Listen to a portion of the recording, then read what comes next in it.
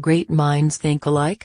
Although a clear attempt at cover ingenuity, American Vogue's top-secret September issue featuring Beyoncé, released today, bears a striking resemblance to the September cover of British Vogue featuring Rihanna, released a week ago.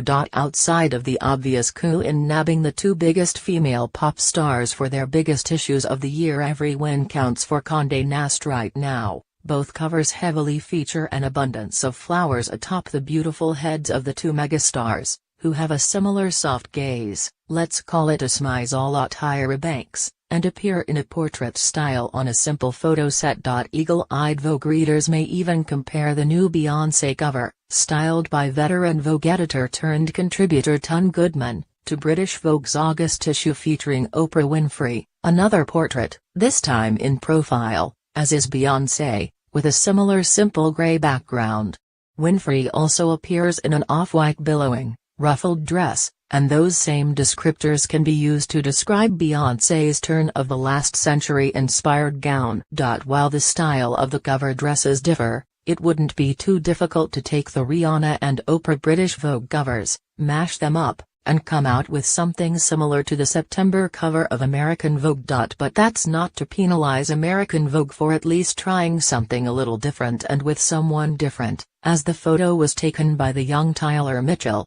The magazine has long favored outdoor shots or a broken door setting for most of its covers, including September issues, so the starker Beyoncé background marks a welcome departure, although the overall muted palette is in line with precedent, led by Annie Leibovitz's years of wind-blown covers for the title. Meanwhile, the Rihanna cover is more in line with the aesthetic so far established by Edward Enninful, who styled it, namely a sort of updated glamour shot that so far has ranged from naturalistic to full 80s nostalgia.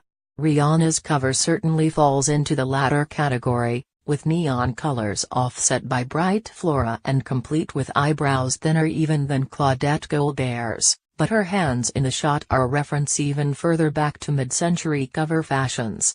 The referential mix is deft and the cover would pop even if it wasn't Rihanna in the floral headpiece. American Vogue is making most of its splash simply by virtue of having a cover with Beyoncé, and rumors that she, according to the Huffington Post, had much of the editorial work under her control.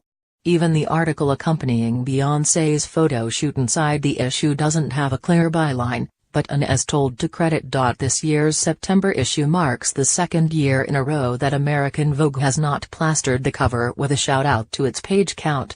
It could be out of deference to Beyoncé, a nickname like Queen Bey doesn't come out of nowhere, but her star power was not much less in 2015, the last time she appeared on the September cover, which no one was left to doubt included 832 pages of wildly wonderful looks.